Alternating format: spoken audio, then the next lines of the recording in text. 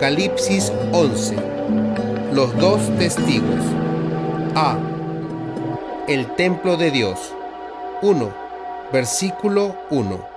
Se le instruye a Juan que mida el templo, el altar y a sus adoradores. Entonces me fue dada una caña semejante a una vara de medir, y se me dijo: levántate y mide el templo de Dios, y el altar, y a los que adoran en él. A. Una caña semejante a una vara de medir. En Ezequiel, capítulos 40 al 43, hay un pasaje extendido en donde un templo es medido.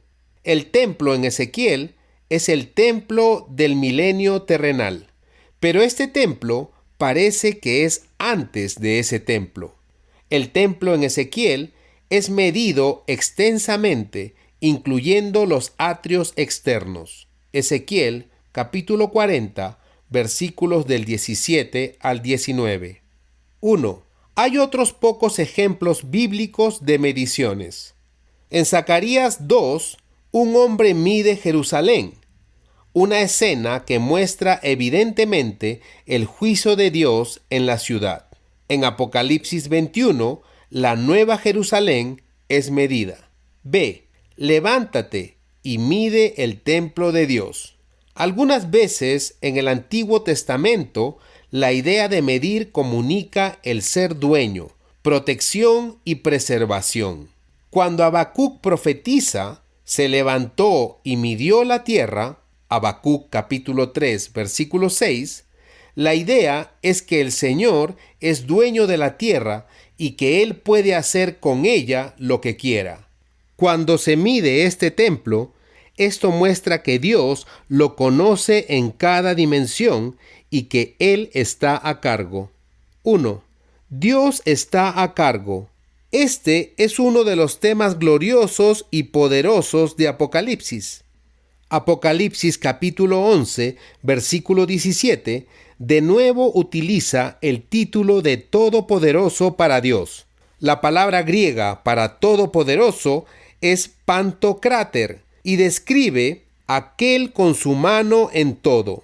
9 de las 10 veces que esta palabra es utilizada en el Nuevo Testamento es utilizada en Apocalipsis.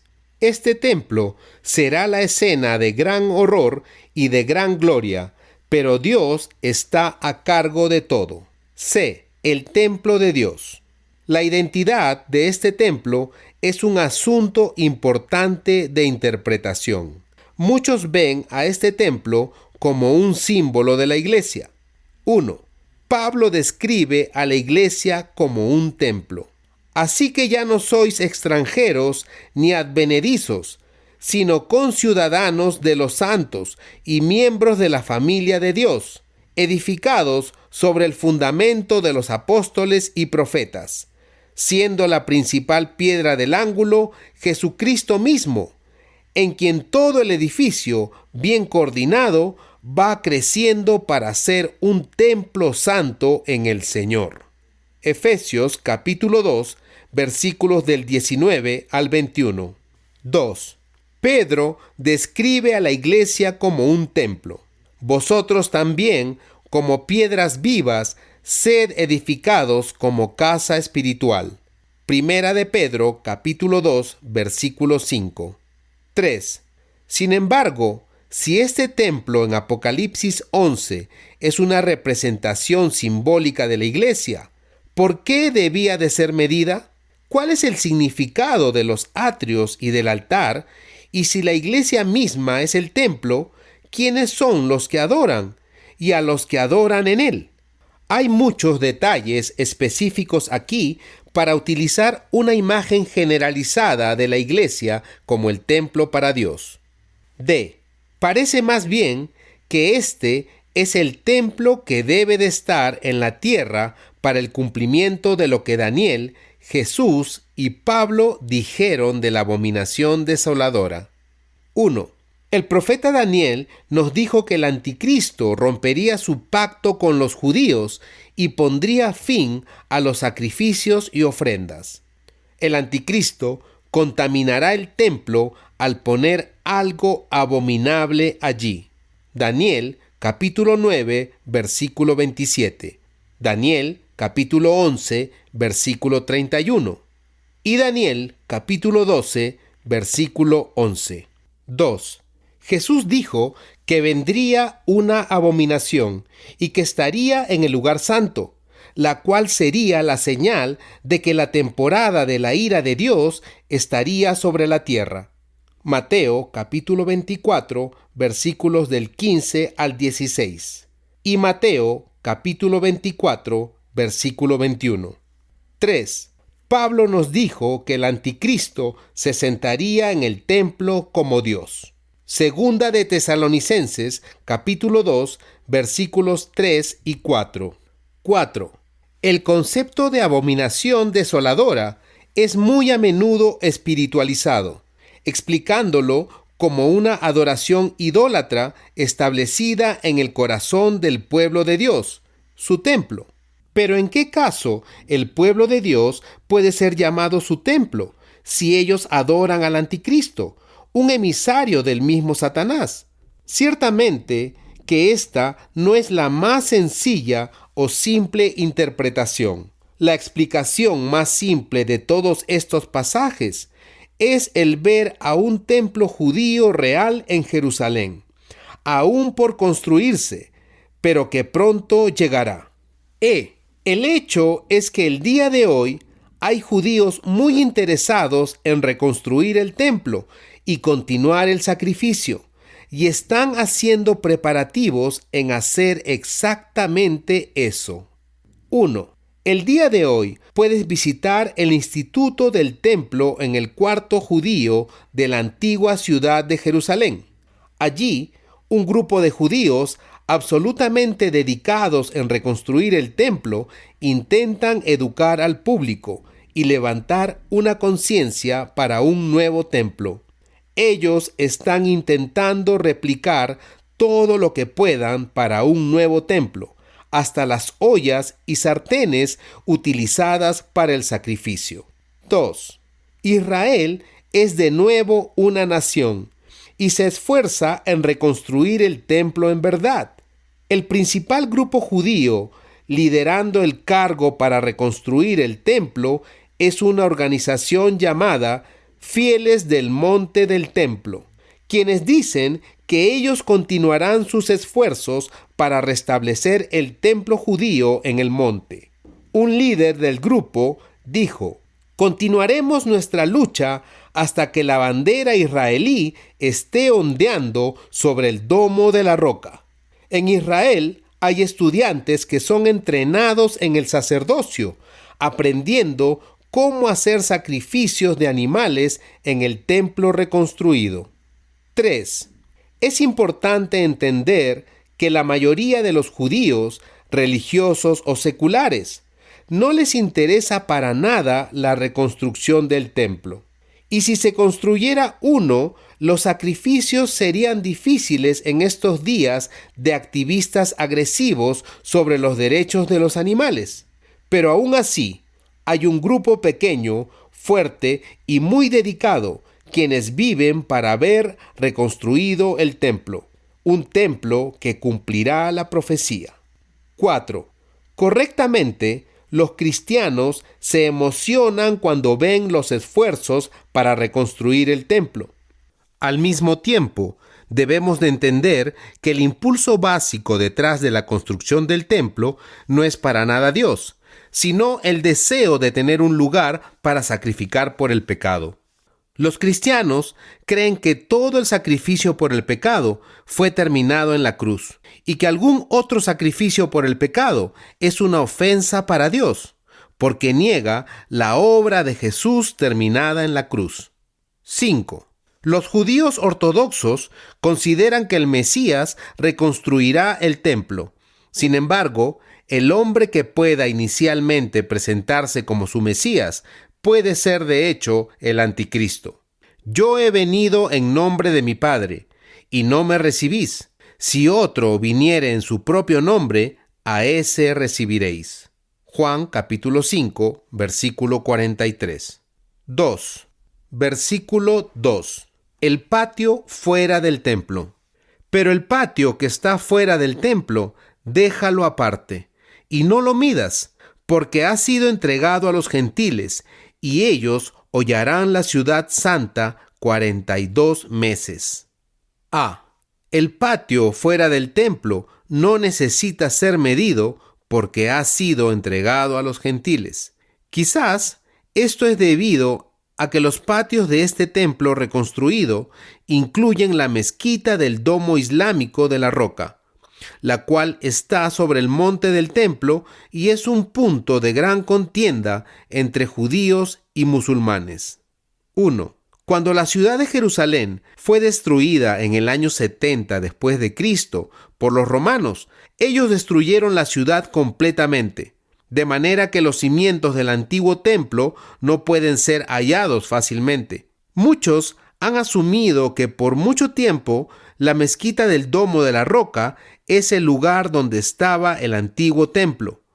Pero nuevas investigaciones dan alguna evidencia de que el templo pudo estar al norte de donde está el Domo de la Roca hoy en día, y que si el templo fuera a reconstruirse en su antiguo lugar, la mezquita del Domo de la Roca estaría en sus patios externos.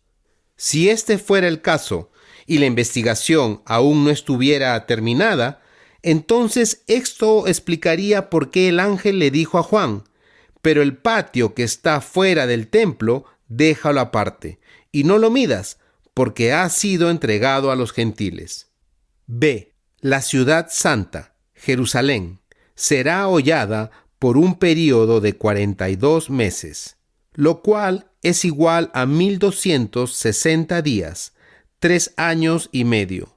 Este pisoteo por los gentiles probablemente toma lugar en la última mitad del período de 7 años finales descritos por Daniel, capítulo 11, versículos 26 y 27, cuando el anticristo derrame su furia en el pueblo de Israel, como está descrito en Apocalipsis, capítulo 12, versículos del 13 al 17, y también en Mateo, capítulo 24, versículos del 15 al 28. C. El erudito griego A.T. Robertson dice que hollarán significa pisotear con desprecio. B. Los dos testigos.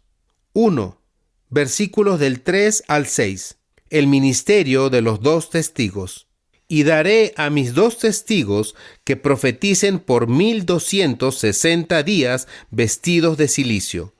Estos testigos son los 2 olivos y los 2 candeleros que están en pie delante del Dios de la tierra. Si alguno quiere dañarlos, sale fuego de la boca de ellos y devora a sus enemigos. Y si alguno quiere hacerles daño, debe morir él de la misma manera. Estos tienen poder para cerrar el cielo, a fin de que no llueva en los días de su profecía, y tienen poder sobre las aguas para convertirlas en sangre, y para herir la tierra con toda plaga cuantas veces quieran. A. Mis dos testigos. Esto introduce a 2 de los personajes más interesantes de Apocalipsis, los dos testigos. El carácter de su ministerio es profético, que profeticen. Ellos predican y demuestran el arrepentimiento, vestidos de cilicio, y ellos tienen un ministerio efectivo. Y daré. 1. Los dos testigos ministraban en verdad con poder, tal poder, de hecho, que ellos son capaces de atestiguar por 1260 días a pesar del antagonismo del mundo. Walburt. B. Son los 2 olivos y los 2 candeleros. Los testigos tienen un poder único y continuo del Espíritu Santo, como se muestra en los olivos de Zacarías y las imágenes de lámparas de aceite. Zacarías capítulo 4, versículos 2 y 3, y Zacarías capítulo 4, versículo 14. 1. El pasaje de Zacarías tuvo su primera aplicación a 2 hombres de los días de Zacarías, Josué y Zorobabel. de la manera que estos dos testigos fueron levantados para ser candeleros o testigos para Dios, y se les dio el poder por el aceite de olivo, lo cual representa el poder del Espíritu Santo. Así, de la misma manera, los dos testigos de Apocalipsis 11 ejecutarán su cargo profético. Walburt. 2. En la ilustración de Zacarías, las lámparas de aceite son llenas directamente de los olivos, los cuales bombean aceite hacia las lámparas. Esta es una imagen de una provisión continua, una provisión abundante. Si seremos testigos, primero debemos de tener algo de qué ser testigo: nuestro propio encuentro personal con Cristo Jesús. Luego debemos de tener el poder del Espíritu Santo para declarar la historia de la cual hemos atestiguado efectivamente. 3. En este libro de Apocalipsis, el Espíritu Santo toma prestado todas las elegancias y flores en la historia del Antiguo Testamento, y así prepara la historia de lo nuevo en las edades por venir. Trapp. C. Si alguno quiere dañarlos, sale fuego de la boca de ellos y devora a sus enemigos. Los dos testigos tienen una protección de Dios similar a Elías en Segunda de Reyes, capítulo 1. D. Tienen poder para cerrar el cielo. Tienen poder sobre las aguas para convertirlas en sangre y para herir la tierra con toda plaga cuantas veces quieran. Los dos testigos tienen el poder para traer plagas y sequías, similar al poder que tuvieron Elías en Santiago capítulo 5, versículos 17 y 18, y Moisés en Éxodo capítulos 7 al 12. En la antigua gramática griega, todos los sustantivos utilizados para hablar de los dos testigos en este pasaje están en el género masculino. Los dos testigos definitivamente son dos hombres. 2. Versículos del 7 al 10. La muerte de los dos testigos. Cuando hayan acabado su testimonio, la bestia que sube del abismo hará guerra contra ellos, y los vencerá y los matará. Y sus cadáveres estarán en la plaza de la grande ciudad que en sentido espiritual se llama Sodoma y Egipto, donde también nuestro Señor fue crucificado. Y los de los pueblos, tribus, lenguas y naciones verán sus cadáveres por 3 días y medio, y no permitirán que sean sepultados. Y los moradores de la tierra se regocijarán sobre ellos y se alegrarán, y se enviarán regalos unos a otros, porque estos dos profetas habían atormentado a los moradores de la tierra. Los dos testigos son asesinados por la bestia que sube del abismo, introducido por primera vez en Apocalipsis capítulo 9, versículo 11. Más probable, Satanás mismo, pero su ministerio no es acortado. Ellos cumplen por entero su testimonio, cuando hayan acabado su testimonio. 1. Gloria a Dios, no se nos puede quitar de esta tierra hasta que hayamos acabado nuestro testimonio. El diablo no tiene poder sobre nuestras vidas. Somos testigos del Señor y Él nos protegerá hasta que acabe nuestro testimonio. 2. Este pasaje ilustra la diferencia entre ser un testigo y dar testimonio. El ser testigo no es algo que hacemos, es algo que somos. El dar testimonio es lo que hace un testigo. B. Y sus cadáveres estarán en la plaza de la grande ciudad que en sentido espiritual se llama Sodoma y Egipto, donde también nuestro Señor fue crucificado. Los dos testigos son muertos en la ciudad de Jerusalén, la cual es descrita en 3 términos ilustrativos. Como Sodoma hablando de inmoralidad, como Egipto, hablando de opresión y esclavitud, como la grande ciudad, un término aplicado comúnmente a Babilonia, los cuarteles del anticristo. Apocalipsis capítulo 16, versículo 19, capítulo 17, versículo 18, capítulo 18, versículo 10, capítulo 18, versículo 16, capítulo 18, versículo 18, capítulo 18, versículo 19 y capítulo 18, versículo 21. 1. Si durante los primeros 3 años y medio el liderazgo de Jerusalén está a la par con el anticristo, es fácil el ver cómo estos títulos aplican. Cualquier ciudad enamorada con el anticristo o metiéndose en un pacto con él sería llamada Sodoma, Egipto y Babilonia. C. Y los moradores de la tierra se regocijarán sobre ellos y se alegrarán, y se enviarán regalos unos a otros. La tierra parece regocijarse sobre las muertes de los 2 testigos. El hecho de que esto sea visto por todos los pueblos, tribus, lenguas y naciones es quizás una profecía indirecta de los medios masivos de comunicación modernos. 1. Es sorprendente, y no es exagerado, el pensar de una vida transmitida a nivel mundial en CNN, en vivo desde Jerusalén, y ver la asombrosa escena descrita aquí tomando lugar. 2. La idea también es que el mundo trata a estos 2 testigos de una manera humillante. El tener su cuerpo muerto a la vista de todos era la peor humillación que una persona puede sufrir de sus enemigos. Johnson. 3. Se alegrarán y se enviarán regalos unos a otros.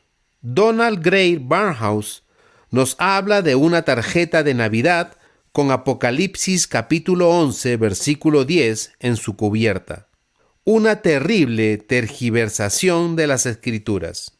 D. Porque estos 2 profetas habían atormentado a los moradores de la tierra. La predicación de estos 2 testigos y su llamado al arrepentimiento era un tormento para muchos, porque no podían soportar el escuchar la verdad mientras ellos amaban su mentira. 3. Versículos del 11 al 14. La reanimación de los 2 testigos. Pero después de 3 días y medio, entró en ellos el espíritu de vida enviado por Dios, y se levantaron sobre sus pies, y cayó gran temor sobre los que los vieron. Y oyeron una gran voz del cielo que les decía: Subid acá. Y subieron al cielo en una nube, y sus enemigos los vieron. En aquella hora hubo un gran terremoto, y la 10ª parte de la ciudad se derrumbó. Y por el terremoto murieron en número de 7,000 hombres, y los demás se aterrorizaron, y dieron gloria al Dios del cielo. El segundo ay pasó. He aquí, el tercer ay viene pronto. A. Y se levantaron sobre sus pies, y cayó gran temor sobre los que los vieron. Mientras esto sucede ante los ojos del mundo que les mira, los enemigos de estos 2 testigos son horrorizados y asombrados. B. Subid acá. La tierra no es digna de estos 2 testigos, así que Dios simplemente les llama a casa, y subieron al cielo en una nube. C. En aquella hora hubo un gran terremoto. Un terremoto trae juicio y mueve a muchos a dar gloria a Dios. Pero aún falta el ver si esto se convertirá en un verdadero arrepentimiento para salvación. 4. La identidad de estos 2 testigos. A. Muchos intérpretes los ven como símbolo de toda la iglesia en el período de tribulación, o como símbolos de la ley y los profetas.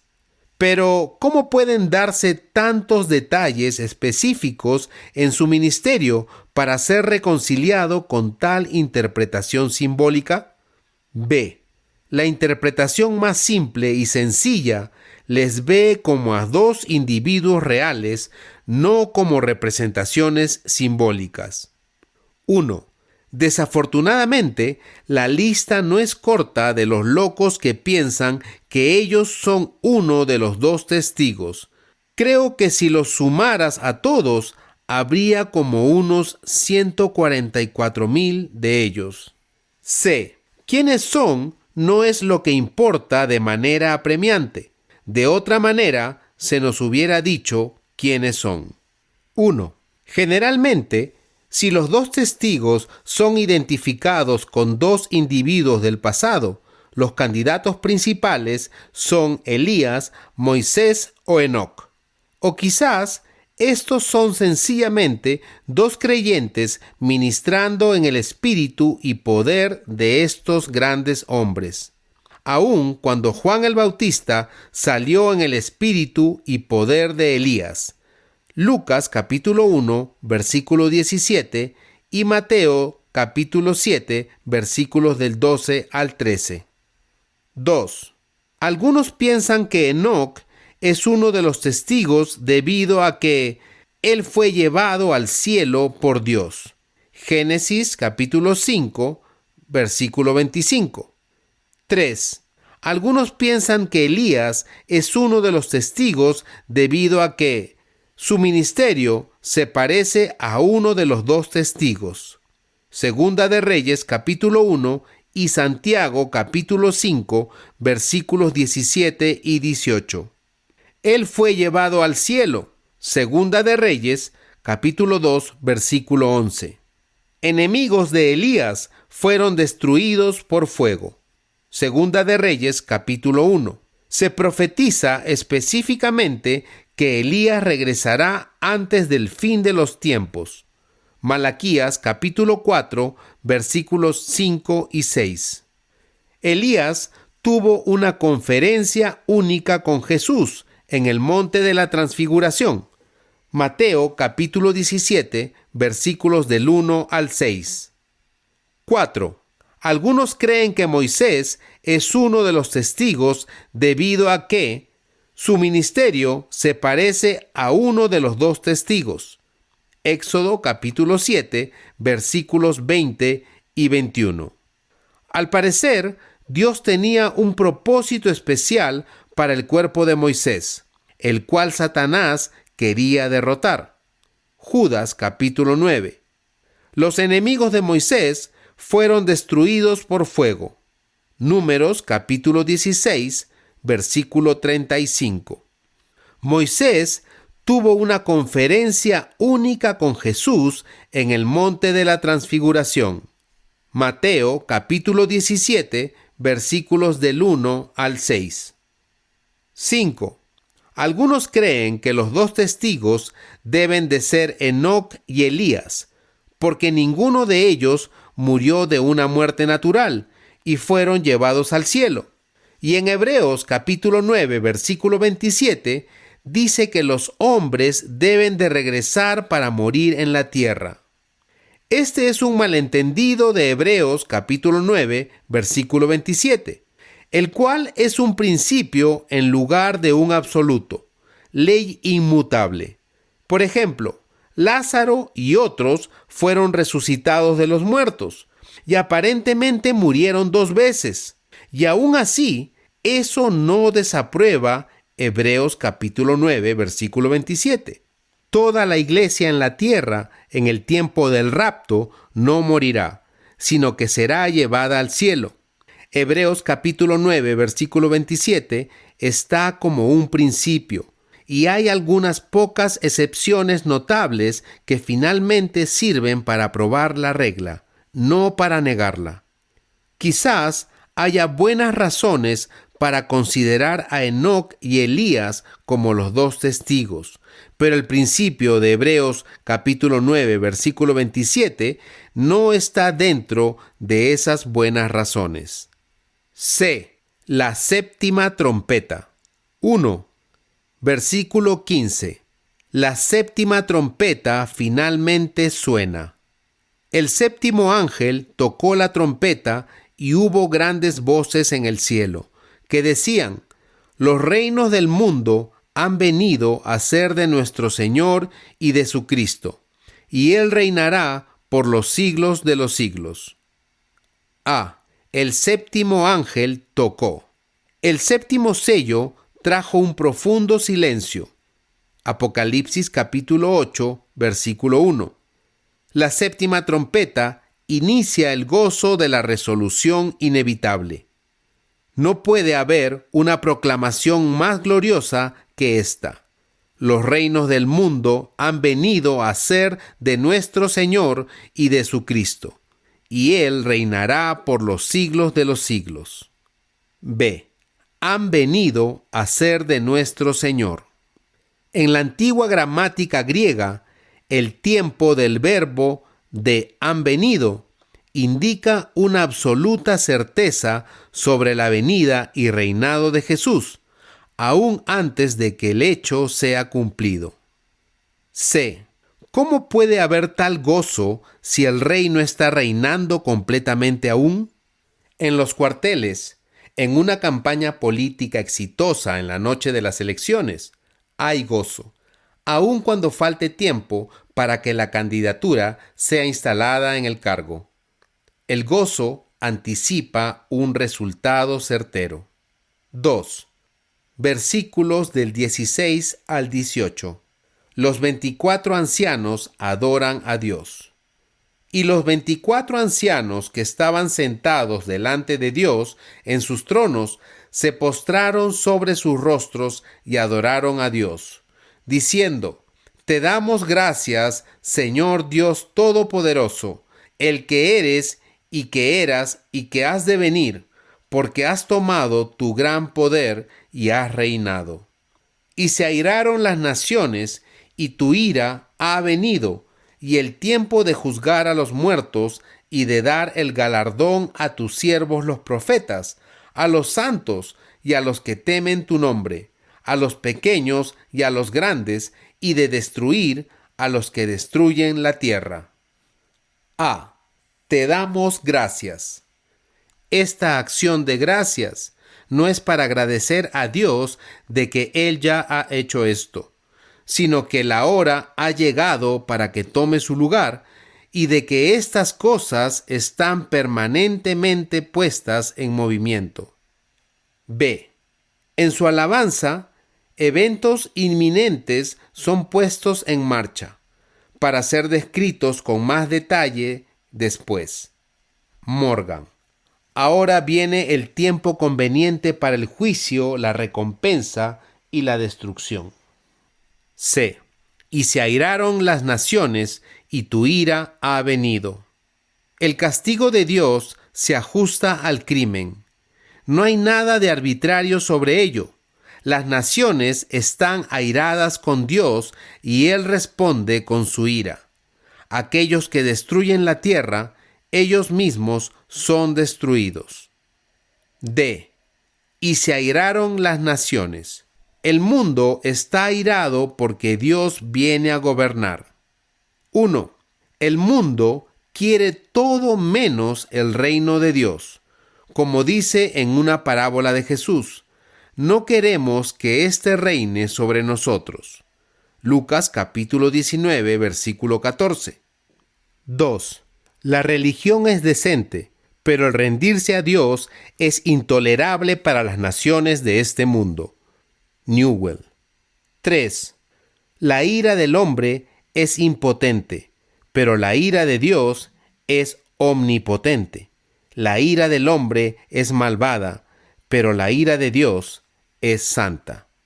3. Versículo 19. El templo en el cielo es abierto. Y el templo de Dios fue abierto en el cielo, y el arca de su pacto se veía en el templo. Y hubo relámpagos, voces, truenos, un terremoto y grande granizo. A. El arca de su pacto se veía en el templo. El arca se refiere al trono de Dios. el lugar de donde la resolución antes menciona saldrá. B. Se le llama el arca de su pacto. En el Antiguo Testamento, esta era la representación del trono de Dios en la tierra, para enfatizar la plenitud de Dios. 1. El arca del pacto es el símbolo de la plenitud de Dios al otorgar gracia a su pueblo y al infligir venganza en los enemigos de su pueblo. Alford. C. Y hubo relámpagos, voces, truenos, un terremoto y grande granizo.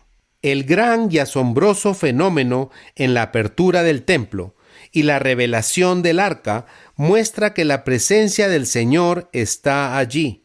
Es un recordatorio de la presencia manifestada de Dios en el monte Sinaí. Éxodo capítulo 19, versículos del 16 al 19.